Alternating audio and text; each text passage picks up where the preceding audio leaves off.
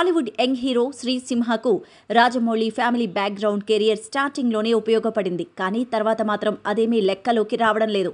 దానికి కారణం తనకు హిట్స్ లేకపోవడమే. మత్తు వదల్రా సినిమాతో మంచి డెబ్యూ అందుకున్న సింహ తర్వాతి సినిమాలు ఏవీ కూడా బాక్సాఫీస్ వద్ద మెప్పించలేకపోయాయి. మళ్లీ చాలా గ్యాప్ తర్వాత వచ్చిన మత్తు వదల్రా 2 శ్రీసింహకి హిట్నిచ్చింది. అది ఆనందించాల్సిన విషయమే అయినప్పటికీ ఈ సినిమా హిట్ సింహ అకౌంట్లో కాకుండా కమెడియన్ సత్య అకౌంట్లో పడిపోయింది.